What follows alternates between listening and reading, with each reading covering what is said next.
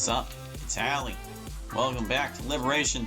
When we last left off, we're gonna talk to Natsuki on her route and see what's different. Oh boy. Something wrong? Freaking Monica! She never puts my stuff back in the right spot! What's the point in keeping your collection organized if someone else is just gonna mess it up? Natsuki slides a bunch of stacked books and boxes across the shelf. Your manga collection? Yeah, you read manga too, right? I've been known to dabble. And by dabble, I mean yes, I guess I do. And anime. Of course I do. Well, sort of. I prefer anime myself, but I have read some manga as well. Though I suppose, fictional or not, it seems like manga and even anime is one of those things where you can't really admit you're into it. Where you can't really admit you're into until you figure out where the other person stands. Yeah, you need it here. You need to be into it. I suppose I did mention it earlier, didn't I? Natsuki nods. Yup, though I had you pegged as a weeb when I saw you. What's that supposed to mean? Ouch, that obvious, huh? Natsuki exhales through her nose with a wide grin, before going back to the task at hand. There's a lone volume of manga amidst a stack of various books on the side of one of the shelves. Curious, I pull it out of the stack. There it is! Natsuki snatches it out of my hand. She then turns to a box of manga and slips the volume right into the middle of the rest. Ah, much better. Seeing a box set with one book missing is probably the most irritating sight in the world. I know that feel. I get a closer look at the box set she's admiring. Ah, of course, Parfait Girls. Admittedly, I've been curious about this fictional series. Well, okay, fictional fiction within a fiction. Never mind. Ah, crap, I did it again, didn't I? I said the quiet parts out loud. I really need to stop doing that. What do you mean, of course? Just because I'm a girl and the name of the series is Parfait Girls, you just assume that I'd be into something girly. Sigh. Yup. As I was afraid, she completely misunderstood, though I honestly can't blame her. The air quickly fills with tension. I need to defuse this situation immediately. What should I say? Oh gosh, there's choices. Well, hold on. Don't just chuck choices at me and expect me not to explore them all. Ah, sorry, Natsuki. I wasn't trying to imply anything. Save it. I don't need your judgmental attitude. If you're gonna judge, you can go do it through the glass on that door. I'm gonna guess that's probably no different. Load it back up. Let's lighten the mood. Not at all. You just struck me as having a sweet tooth, so with a title like that, it makes sense. It could have said Pie Guys on the cover, and I'd still have the same reaction. But seriously, if you've seen some of the manga I've read, you'd know I have no room to judge. Wait, what did I just say? Natsuki looks at me confused at first, then grins the most devilish grin I've ever seen. Uh-oh, that's never good. I realize now, in my flustered state, I may have inadvertently given her the wrong idea. I really hope she doesn't. You look at hentai, don't you? Statement our question. Hey, quiet! That's what I thought she'd say. Damn it, I knew I shouldn't have phrased it that way. No, it's not like that. I just meant that I like slice of life style manga and anime as well. Uh-huh, sure. So you've never looked. By now, I've probably turned about as pink as her hair. I admit nothing. Ha, yeah, I'm sure. Methinks the lady doth protest too much. What? What is that supposed to mean? Oh, nothing. Anyway, sorry about the misunderstanding. Well, it was just the tone of your voice at first. It's all right. But I'll tell you one thing, Hallie. Consider this a lesson straight from the Literature Club. Don't judge a book by its cover. In fact... Natsuki pulls out the first volume of Perfect Girls from the box. Alright, I think we're beyond the point where it would stop being different. So, hold on. What happens when we lighten the mood? Oh wait, no, we already did that. Apologize? Oh no, we did that wrong. I'm done. It's fine. I forgot which one we chose first. Lighten the mood. Okay, now we've seen them both then. Wait, we did? Not at all. You just struck me as having a sweet tooth, so with a title like that, it makes sense. But, well, hold on a second. Did I do that wrong? Okay, now it's doing the thing again, where, like, if you don't click it in time, it rolls with it. That's the second option, I guess. Don't need your judgment. If you're gonna do it. Yeah, if you're gonna judge, you can go do it through the glass on that door. She points to the glassroom door. Hey, I wasn't judging anything. Damn it, that's not what I meant at all. Doesn't she know that? I guess maybe she's just gotten so used to being on the defensive and feeling judged that it's normal for her to assume the worst intentions in people. Can't say that I don't relate, but still, I'll just have to double down and show her that I'm sincere. Slice of life is one of my favorite genres. Granted, I've never read this particular series before, but based on the cover and title, I kind of just figured it was a slice of life series as well. Anyway, sorry about the misunderstanding. Okay, yeah, there we go. Now we're back to normal. But I kind of want to see what happens when we go with the first option, because the first option makes the dialogue different from vanilla, so let's just go with that. Natsuki pulls out the first volume of Parfait Girls from the box. I'm gonna show you exactly why. She shoves the book right into my hands. I stare at the cover.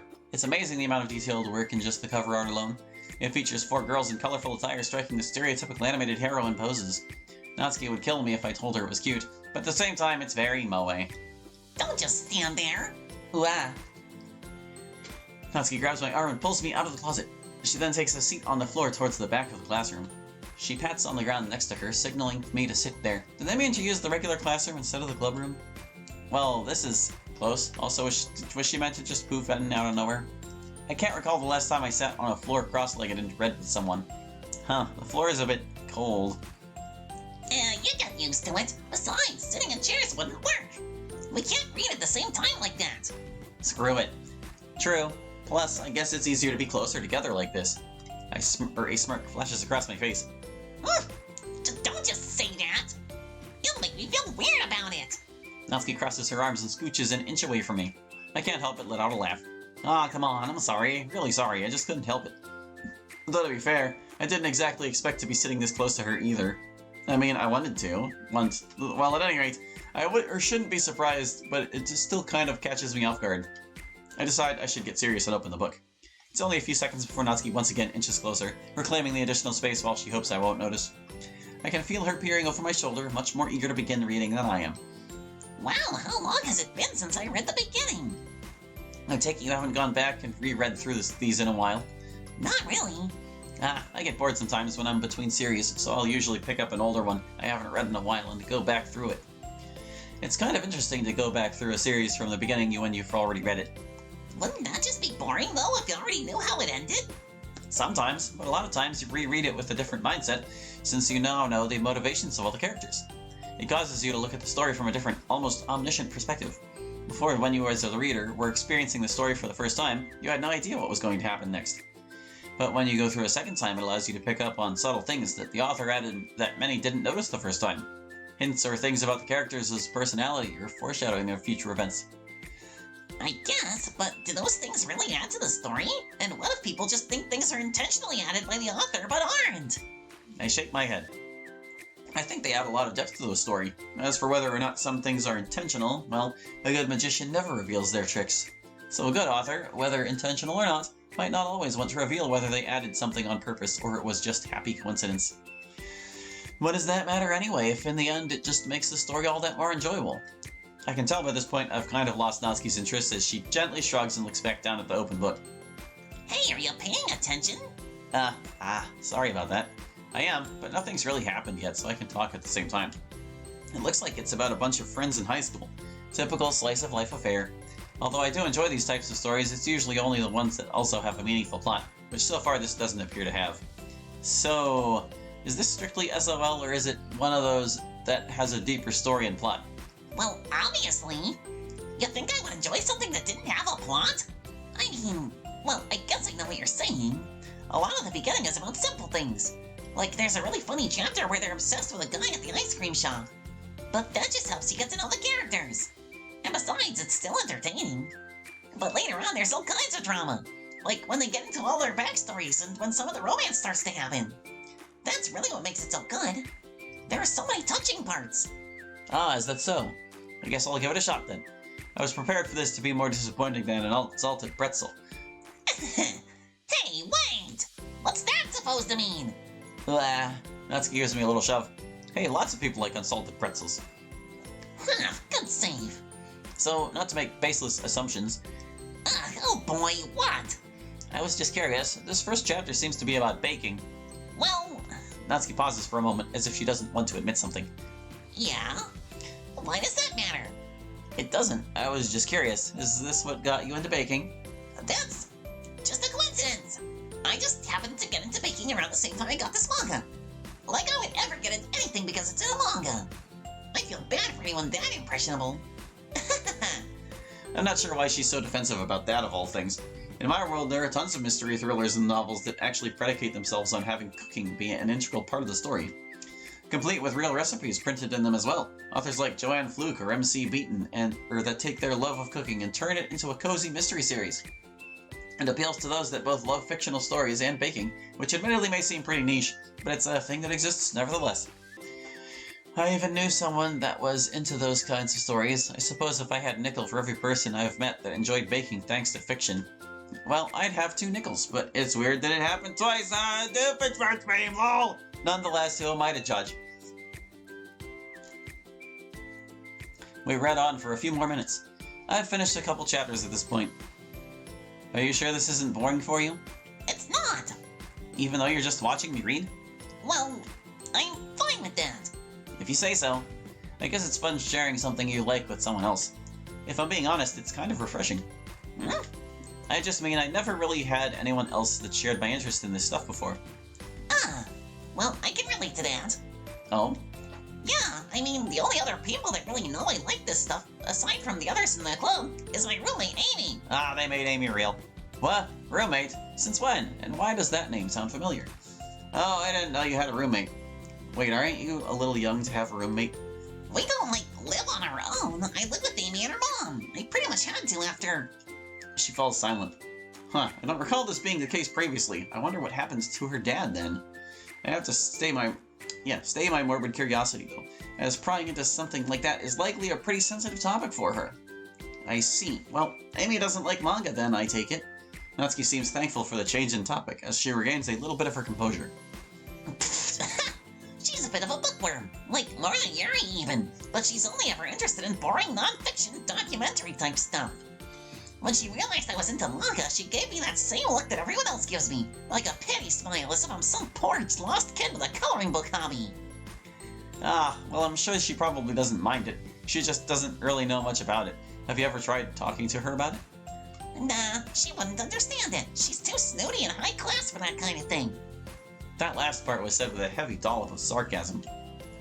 Her house even has its own library. It is a library. It's a bit much if you ask me. Like, who are they trying to impress? I'm guessing that Amy comes from a pretty financially well-off background, which would explain Natsuki's dislike for her given that Natsuki came from the complete opposite background. Comma, lowercase. Well, at least you have the literature club as a safe haven. I know, right? If it wasn't for this club, I'd probably... Well, it wouldn't be pretty. Yeah, I could see it being a great place for the rest of the club members. And now you have me as well.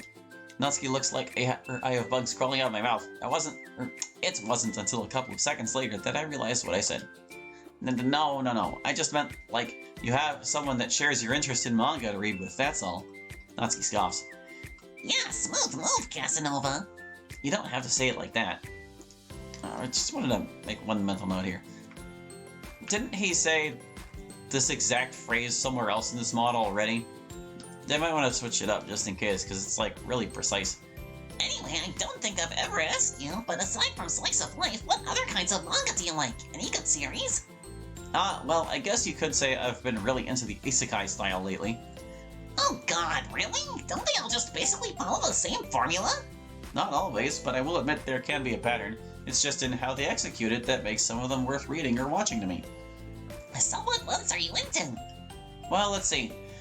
One is called Crystalline, and it follows this guy who gets sucked into another world from our world. Of course. I try to ignore her sarcasm. And then finds himself in a world that is full of magic. He basically has no skills at first, because he's from our world and he's just a regular person. But comes to find out that he does somehow mysteriously possess some magical abilities, and has to help fight a growing dark force that threatens the magical world. Anyway, I won't spoil the rest, but it's pretty interesting. There's another one called Ethereal Enigma from the same creator, but in this one the magical person comes to our world. Sounds pretty generic to me. They're a love it or hate it genre, but I really like them. I decided to use this moment as a segue to test something, though my heart is kind of racing and I'm not sure why. Do you ever wonder if there are other worlds outside of this one? She stares at me for a moment as if I were crazy. Well, if there are, it'd be kinda cool. You think so? Yeah, I mean, think of all the kinds of different manga they have. Her expression has not changed for a hot minute. Really? That's the first thing you think of when you think of other worlds? Why not? That seems a little, I don't know, dull. Psh, dull? Well, what do you think about when you think of other worlds? And if you say it's girls, I'll punch you. Then I have nothing to say. She punches me in the arm anyway. Hey, what was that for? I didn't say anything. Exactly, pervert. I'll have you know that if I discovered another world, my first thought would be how to communicate. I mean, there's no guarantee that people, if that's even what they'd be, from another world would even be able to speak the same language. In fact, it'd almost definitely be the case that they wouldn't. You've put way too much thought into this. I mean, it helps that I'm smack dab in the middle of such a case, but I suppose I lucked out on the language part. Though I suspect that's more related to direct connection with my brain, I'm sure there's a sciencey explanation that Mr. X would give on how everything auto-translates. Although, truth is, I think if such a place did exist, I would probably want to live there instead. This catches me off guard a little. Really? You'd want to leave everything behind just to live in a strange place you've never been in? What about your friends and family? Well, I don't really have many friends. And as far as family goes, I'm probably better off anyway. I don't have much family either. Just my dad, an aunt, and a couple of cousins. But aside from my dad, the rest live so far away I rarely ever see them anyway. I see. I think carefully about whether or not to broach the subject of her father. I've been pretty careful up to this point about not touching that subject unless she brings it up. I have to admit, though, I'm curious whether or not he's still in her life and if he's still hurting her. Natsuki, if you don't mind. I can see her face wince a little as she looks back down at the book. Are you gonna keep reading or what? Yeah. Guess now's not the time. I flip the page. Suddenly, in an almost abrupt 180, Natsuki starts laughing. I totally forgot that happens. Natsuki puts her finger on one of the panels. Minori is my favorite character. You always feel a little bad for her since she's so unlucky. But it gets especially bad when... I shouldn't be talking about that yet. Just finish this chapter. Natsuki's voice sparkles with excitement. It's a stark contrast to her usual bossy tone. But if she's not used to sharing her favorite manga with her friends, I can understand why. It's hard to express in words the feeling you get when connecting with someone like that. And being able to provide that to Natsuki, for whom it's a rare experience, the thought makes me smile a little to myself. Okay, everyone. Eh? Are you all ready for today's poems? Geez, Monica, you scared the crap out of me. Oh, come on. Could your timing be any worse? Sorry. I just need to make sure we have enough time. Well, you do look pretty cozy over there. Natsuki suddenly notices how close she's gotten to me. She hastily slides herself a good 12 inches away from me. Alright, guess we'll stop here for now. I close the book and start to hand it back towards Natsuki, but then hesitate for a moment. Actually, would it be alright if I borrowed this for a while? I'm kind of curious what happens next. Unless that is you want it back. Totally understandable, if so. I just figured since you already know what's coming, I could get a bit further ahead. Don't be dumb. Just take it home with you. Eh? You sure? I know how much Natsuki treasures her collection, so it really means a lot that she's willing to let someone who's practically a stranger to borrow it. Well, of course. Would take forever to finish if you didn't take it home. Just finish that one for tomorrow so we can start the next one. And if it gets bent, I'll kill you. By tomorrow? I only got partway through the volume so far. I might fall behind in Yuri's book, or heck, even my sleep, if I try to get through this. But I suppose that's a necessary sacrifice in exchange for seeing Natsuki's enthusiastic face. Or am I more scared of what will happen if I don't finish it? Alright then, I stand up.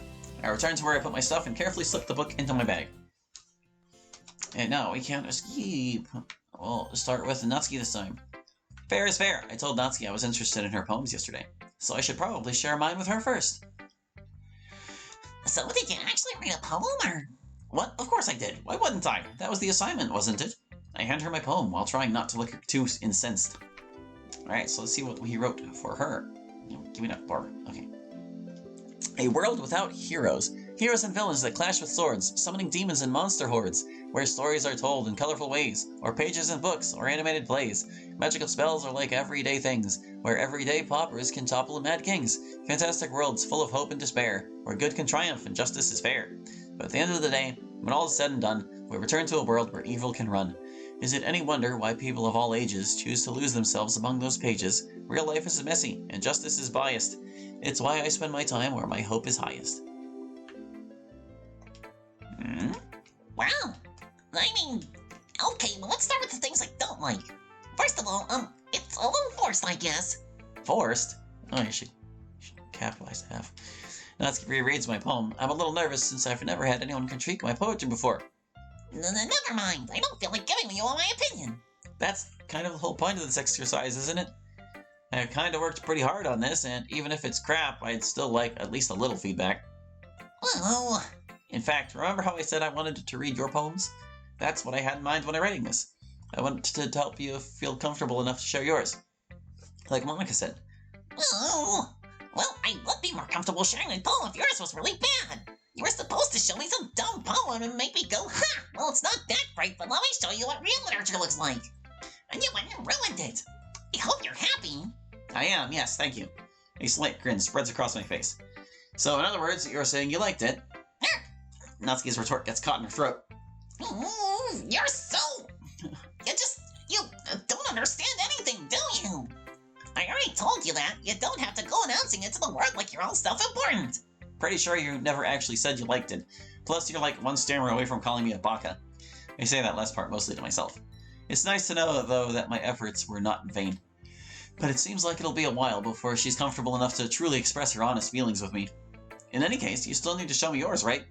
Fine, I guess. Only because Monica will make me if I don't. Eagles can't fly. Yep. Alright, I don't know if there'll be anything different beyond this point, but we'll just go through it anyway. We'll give it the benefit of the doubt. You didn't like this one, apparently.